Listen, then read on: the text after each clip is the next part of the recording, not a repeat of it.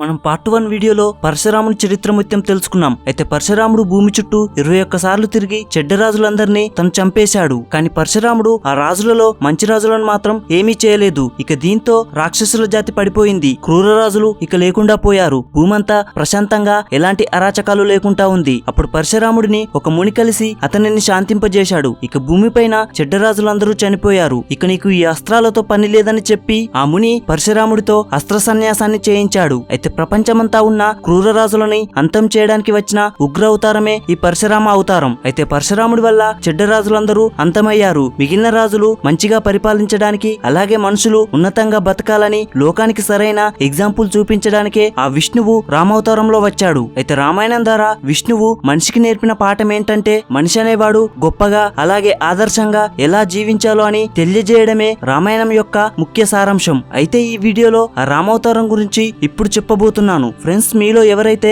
రామాయణం గురించి పూర్తిగా తెలుసుకోవాలని ఉందో వారు ఖచ్చితంగా ఈ వీడియోని చూడండి. అలాగే ఈ వీడియోని లైక్ చేసి షేర్ చేయండి. Let's start our today's episode. Shri మహావిష్ణువు రామావతారంతో ఈ లోకానికి ఒక గొప్ప ఆదర్శవంతుడైన వ్యక్తిని చూపించడం కోసం మాత్రమే కాకుండా వైకుంఠానికి ద్వారపాలకులైన జయ విజయులకి ఒక జన్మ హిరణ్యకశికుడిగా పూర్తయింది. ఇక రెండో జన్మ రావణాసుడిగా కుంభకర్ణుడిగా పుట్టాలి. ఇక అలాగే శ్రీ మహావిష్ణువు శ్రీరాముడిగా, ఆదిశేషుడు లక్ష్మణుడిగా, సుదర్శన చక్రం భరతుడిగా, శంఖం శత్రుఘ్నుడిగా, లక్ష్మీదేవి సీతమ్మ అమ్మవారిగా ఈ అవతారంలో కనబడతారు. అయితే రాముడి పుట్టుక అంత ఈజీగా జరగలేదు. త్రేతాయుగం పూర్తవుతున్న చివరి సమయంలో ఏం జరిగిందంటే శ్రావణ కుమారుడు అనే వ్యక్తి ఉండేవాడు. అతని తల్లిదండ్రులు ముసలివారు అలాగే వారిద్దరు గుడ్డివారు. అయితే వాళ్ళకి దేశంలో ఉన్న పుణ్యక్షేత్రాలన్నీ దర్శించుకోవాలని ఉందని వారి కుమారుడైన శ్రావణ కుమారుడిని కోరారు. తల్లిదండ్రుల కోరిక మేరకు శ్రావణ కుమారుడు వారిద్దరిని కావడి మీద కూర్చోబెట్టి ఆ కావడిని తన భుజాలపైన మోసుకుంటూ అన్ని క్షేత్రాలను తీసుకెళ్తున్నాడు.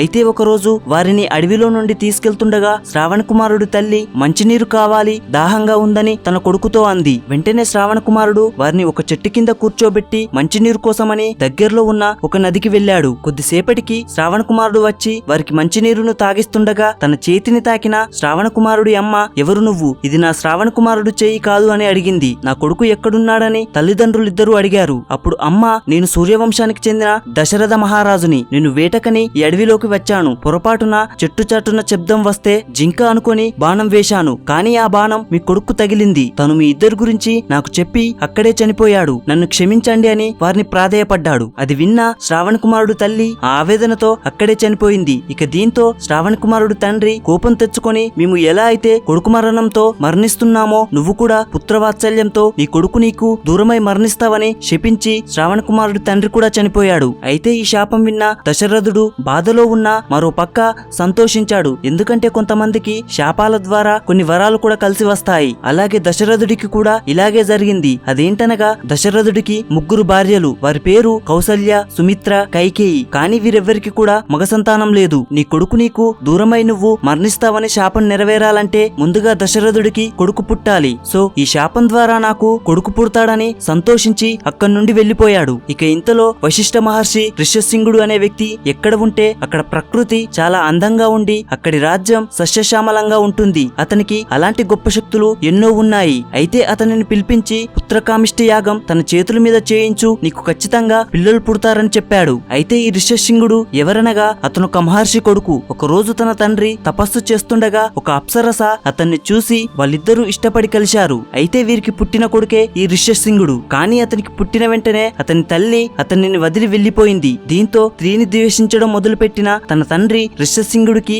ఆడది అనే జాతి ఉంది అని తెలియకుండా ఒక అడవిలో పెంచాడు. ఈ విషయం తెలుసుకున్న రాజు అతన్ని ఆశ్రమానికి మనుషులను పంపించాడు. ఆ వేశ్యలు అతని ముందు బట్టలు విప్పేశారు. అతన్ని అలా చూసి భయంతో అక్కడి నుండి పారిపోయాడు. కానీ అతని బాడీలో మాత్రం ఫీలింగ్స్ వచ్చాయి. అప్పుడు తన తండ్రి దగ్గరికి వెళ్లి వాళ్ళు ఎవరు, వాళ్ళ శరీరాలు ఎందుకని మనలా లేవని అడిగాడు. చివరికి తండ్రి వారిని ఆడవారు అంటారని చెప్పాడు. ఇక దశరథుడు ఋష్యశృంగుడు తండ్రి దగ్గరికి వచ్చి, మహర్షి, మీ కొడుకును నాతో తీసుకెళ్లి యాగం చేయిస్తా అని చెప్పి తీసుకెళ్లాడు. అలా దశరథరాజు ఋష్యశృంగుడితో యాగం చేయించాడు. అయితే ఆ యాగం పూర్తయ్యాక ఆ యాగం యొక్క హోమగుండం నుండి 2 పాత్రలలో పాయసం వచ్చింది. మొదటి పాత్రలోని పాయసం తాగితే నీతి ధర్మమున్న కొడుకు పుడతాడు. రెండవ పాత్రలోని పాయసం తాగితే శౌర్యం వీరత్వమున్న కొడుకు పుడతాడని చెప్పాడు. అయితే కౌసల్య మొదటి పాత్రలోని పాయసం తాగింది. అందుకే ఆమెకి నీతి ధర్మమున్న రాముడు పుట్టాడు. ఇక కైకేయి రెండవ పాత్రలోని పాయసం తాగింది. అందుకే ఆమెకి రాముడికి మహావీరుడైన భరతుడు పుట్టాడు. ఇక సుమిత్ర 2 పాత్రలో నుండి కొంచెం కొంచెం పాయసం తాగింది. ఆమెకి లక్ష్మణుడు అలాగే శత్రుఘ్నుడు పుట్టాడు. అయితే రాముడు తన చిన్నప్పటి నుండే అన్ని విద్యా బుద్ధులను నేర్చుకున్నాడు.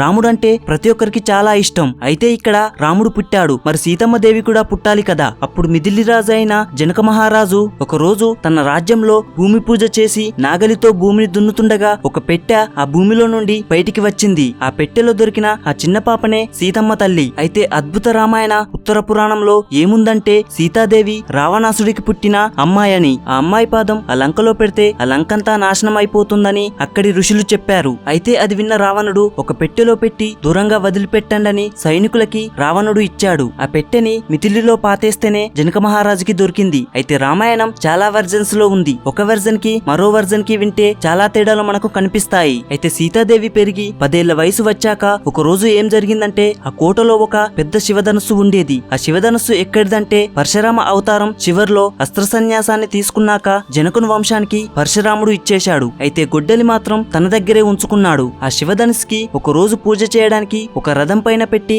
దాన్ని తరలించడానికి 30 మంది బలవంతులు తోసుకుంటూ వచ్చారు. కానీ తర్వాత ఒక రోజు సీతాదేవి ఆడుకుంటూ తన పూలబంతి ఆ రథం కింద పడిపోయింది. అప్పుడు సీతాదేవి ఎవరూ చూడనప్పుడు సింపుల్ గా ఆ శివధనుస్సుని పక్కకి జరిపి మళ్ళీ ఆ బంతిని తీసుకొని సింపుల్ గా మళ్ళీ ఆ శివధనుస్సుని సేమ్ ప్లేస్ లో పెట్టి ఆడుకోవడానికి వెళ్లిపోయింది. కానీ ఆ విషయాన్ని జనకుడు చూశాడు. ఆశ్చర్యపోయి సీతాదేవి అంత సింపుల్ గా శివధనుస్సుని జరిపిందంటే ఆమెని పెళ్లి చేసుకునేవాడు ఇంకెంత బలంగా ఉండాలి అని శివధనుస్సుని ఎక్కిపెట్టిన వాడే సీతాదేవిని పెళ్లి చేసుకోవాలని నిర్ణయించుకున్నాడు. కొన్నేళ్లు గడిచాయి. విశ్వామిత్రుడు దశరథుడి దగ్గరికి వచ్చాడు. దశరథ, నువ్వు నా కోసం ఒక పని చెయ్యాలని అన్నాడు. ఏంటో చెప్పండి మహర్షి, చేస్తానని దశరథుడు అన్నాడు. లోకక్షేమం కోసం మేము అడవులలో ఒక మహాయాగం చేస్తున్నాము. కానీ ఆ యాగాన్ని రాక్షసులు భంగం చేస్తున్నారు. వాళ్ళని సంహరించడానికి నీ కుమారులైన రామలక్ష్మణులని మాతో పంపు అన్నాడు. రాక్షసులతో పోరాటం చేయడానికి రాముడిని నేను పంపలేను. మీతో నా సైన్యాన్నంతా పంపుతాను. కావాలంటే నేను కూడా వస్తాను, కానీ రాముడిని మాత్రం నేను పంపలేనని అన్నాడు.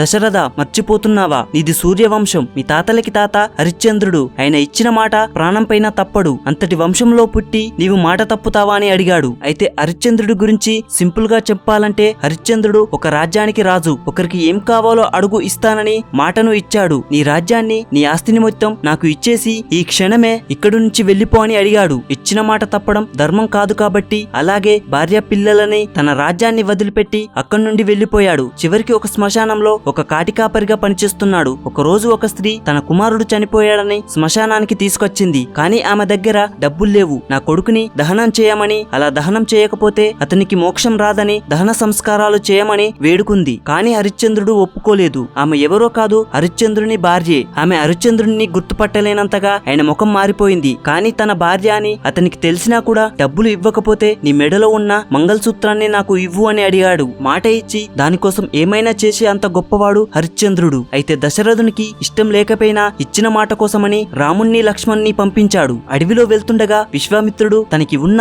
అస్త్ర విద్యలు అన్నింటినీ రాముడికి లక్ష్మణుడికి నేర్పించాడు. అలాగే బల అతిబల అనే విద్యల్ని నేర్పించాడు. ఈ అతిబల అనే శక్తి ఉంది కాబట్టే లక్ష్మణుడు 14 ఏళ్ల పాటు నిద్రపోకుండా ఉన్నాడు. అయితే యాగాన్ని భంగం చేసే రాక్షసులు సంబాహు, మారిచ్చ. అసలు ఈ ఇద్దరు రాక్షసులు ఎవరు? వీరి స్టోరీ ఏంటి? అలాగే రాముడు వాళ్ళను ఎలా సంహరించాడు? అలాగే రామాయణంలోని ఇంకా ఎన్నో అనేక విషయాలను రేపటి 3వ ఎపిసోడ్ లో తెలుసుకుందాం. ఈ వీడియోని మిస్ అవ్వకుండా ఉండాలంటే మన ఛానల్ ని సబ్స్క్రైబ్ చేసుకుని బెల్ ఐకాన్ ని ఆన్ లో ఉంచుకోండి. వీడియో పెట్టగానే మీకు నోటిఫికేషన్ వస్తుంది. అలాగే ఈ వీడియోని లైక్ చేసి షేర్ చేయండి. మీరు ఈ వీడియోని లైక్ చేసి షేర్ చేస్తే నాకు సపోర్ట్ ఇచ్చినట్లు అవుతుంది. Thank you for watching.